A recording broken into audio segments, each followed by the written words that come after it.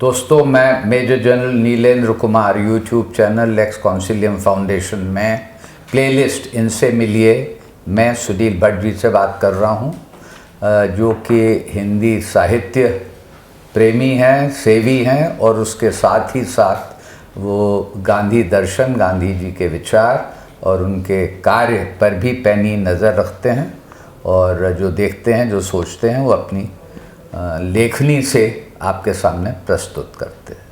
मेरा अगला सवाल आपसे ये है कि गांधी जी को जब हम उत्तराखंड के लेंस से देखते हैं तो एक नाम बहुत प्रमुखता से सामने आता है, वो है गोविंद बल्लभ पंत का।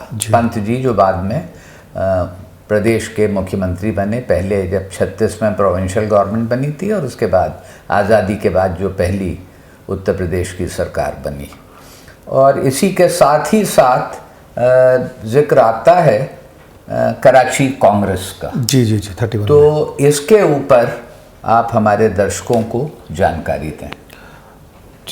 अच्छा, गांधी जी की खूबी क्या थी? वो टीम जोड़ने की अद्भुत क्षमता थी। वो लोगों को पहचानना और उसके स्वभाव के, उसके हुनर के हिसाब से काबिल काम देते हुए लगातार जोड़ते करते थे। चाहे वो नेहरू हों, चाहे वो सुभाष चंद्र बोस हों या मौलाना आज़ाद हों, या मैं लोकल स्तर पर बोलूँ तो देहरादून की बात करूँ तो नरदेव शास्त्री हो गए, महावीर त्यागी हो गए। हमारे यहाँ कुमाऊँ की बात करूँ तो हरगोविंद पंत हो गए, विक्टर मोहन जोशी हो गए और गोविंद बल्लभ पंत तो डेफिनेटली भारत रत्न हमारे रहे हैं। वो इन लोगों ने काबिलियत के हिसाब से लगातार काम देते चले गए, जोड़ते चले गए। इन लोगों ने भी जो जिम्मेदारी गांधी ने दी उसको निभाया और खूब मेहनत करके निभाया। कुमाऊँ में आंदोलन खड़ा करने में, कांग्रेस को मजबूती देने में गोविंद बल्लभ पंत और हरगोविंद पंत दो लोगों का बहुत बड़ा नाम रहा है, प्रमुख योगदान, बहुत बड़ा योगदान रहा है। दोनों वकील थे, खूब सक्सेसफुल वकील थे। बताओ, गांधी जी खूब अच्छा मेहनत के, बुद्धि के दम पे खूब अच्छा इन लोगों ने पैसा कमाया था और गांधी जी के साथ में आकर के सब उन्होंने मुल्क को लुटा दिया, सब मुल्क पे लुटा दिया। जितनी मेहनत इन लोगों ने की वो अद्भुत थी अपने आप में। और कराची कॉन्फ्रेंस का ये है कि क्योंकि इसका मैं आपको एक वो, हाँ, गांधी जी कैसे अपनी बात को लोगों तक पहुंचाते थे, अपने विचारों को विस्तार देने के लिए, कार्यकर्ताओं का बौद्धिक स्तर बढ़ाने की जब बात करते थे, उस पर मैं गोविंद बल्लभ पंत जी का मैं एग्जाम्पल देता हूँ। 1931 की बात है। यूपी में किसानों का रेंट एग्रीमेंट को लेकर के कुछ डिबेट चल रही थी, डिस्प्यूट चल रहा था, जिसको लेकर के गांधी जी जो गवर्नर थे उनसे बातचीत करने के लिए वहाँ पे आए हुए थे। सर मलकॉम हेली जी से बातचीत करने के लिए वहाँ पहुँचे हुए थे। तो ये जो गांधी जब आए हुए हैं तो भाई पब्लिक मीटिंग भी होनी चाहिए, पब्लिक मीटिंग भी हुई, कार्यकर्ताओं के साथ मीटिंग भी होनी चाहिए, वो भी हुई।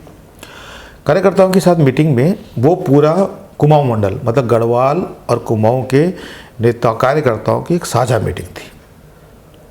तो वो नैनीताल में भी, और बहुत कम समय पे इतनी बड़ी मीटिंग लोगों को असंभव लग रहा था, पर वो गोविंद बल्लभ पंत जी ने करके दिखा दिया। जबकि खुद की तबीयत खराब थी, सब लोगों उन्होंने अपने घर में ठहरा दिया। हालत थी लोग, कोई लोग जीने में वो पड़े हुए हैं, कोई लोग बरामदे में पड़े हुए हैं, अपना घर धर्मशाला बना दिया उन्होंने, पर मीटिंग को सक्सेसफुल करके दिखाया। उस मीटिंग में गांधी जी की जो बातचीत हुई, उन्होंने कराची कॉन्फ्रेंस में जो कुछ बातचीत हुई थी, कराची कॉन्फ्रेंस का इंपॉर्टेंस ये है कि आज़ादी के बाद हिंदुस्तान के स्वराज के बाद क्या शक्ल होने जा रही है, इसको लेकर के एक कॉन्फ्रेंस पास हुआ। 20 पॉइंट थे। ये जो 20 पॉइंट थे वो मुल्क के आने वाली एक तस्वीर देते थे। गांधी जी ने बताया उनको और पूरा समझाया, कहने लगे कि देखो इसमें ये क्या क्या पॉइंट है, सारे डिटेल में एक्सप्लेन किए। अच्छा, यहाँ पे बता दूँ, वही चीज़ उन्होंने जिस दिन पहले दिन वो नैनीताल पहुँचे थे उस दिन भी उन्होंने एक लेटर लिखा था, और लेटर का एक संदेश लिखा था उन्होंने जमनालाल बजाज के नाम पर, जो कि कर्नाटक कांग्रेस के लिए था। तो इन दोनों का मैं अगर मिला जुला बोलूँ तो गांधी जी ये कहते हैं कि देखो बहुत सारी ऐसी बातें हैं जो स्वराज के आने के बाद हमें करनी है। जैसे कि मैं डिफेंस का बजट कितना होगा वो कम करेंगे, बड़ा वो करना है, ये जाहिर है हम आज नहीं कर सकते, वो बाद में होगा। परंतु बहुत सारी ऐसी बातें जो हम आज भी कर सकते हैं। जैसे कि हमने ये बात कही है कि हिंदू मुसलमान में आपस में प्रेम रहेगा। तो सवाल ये है कि क्या आज हमने अपने दिलों से बैर भाव ख़त्म कर दिया? क्या हमें ऐसा तो नहीं है कि जिस दिन मुल्क में स्वराज आएगा और अचानक हमारे दिलों में प्रेम की वो कहते हैं सागर उमड़ने लगेगा। क्या हमने दलितों के प्रति और अगड़ों के प्रति जो हमारा जो डिफरेंसेस हैं वो क्या ख़त्म कर दिए हैं? गांधी जी का बार बार इम्फेसाइज था कि हम उसके लिए स्वराज तक की इंतजार करनी थोड़ी हो, तो हम आज भी कर सकते हैं इस काम को। हम कहते हैं कि जी शराब बंद करनी चाहिए, तो क्या हमने शराब पीनी बंद कर दी है? क्या हम कहते हैं भी अमीर गरीबी खाई बंद कर दे, तो क्या हमने जो अमीरों ने जो हिंसा का भाव दलित गरीबों के प्रति, गरीबों ने जो बैर भाव जो अमीरों के प्रति वो क्या ख़त्म कर दिया? बहुत सारे काम हैं जो आज़ादी के बाद होने हैं, वो आज से ही शुरू किया सकते हैं। क्या हम करने लगे हैं? अगर नहीं करने लगे हैं, आज नहीं कर रहे हैं तो हम कल करेंगे, क्या ऐसा हो जाएगा? तो ये जो बिंदु हमने जो कराची कॉन्फ्रेंस में रखे हैं, ये असल में हमारे गाइडिंग फोर्स होंगे, ये हमें दिशा दे रहे होंगे कि हमें कल वहाँ पहुँचना है और हमें कल की इंतजार के बजाय आज ही उस सफ़र की तैयारी चलना शुरू कर देना चाहिए। ये लोक शिक्षण जो गांधी जी कर रहे हैं, उसमें एक गांधी जी ने उसी एक बात और कही थी जब कार्यकर्ताओं की मीटिंग में एक बात कही थी जो गांधी जी के मॉरल स्ट्रेंथ को बताती है।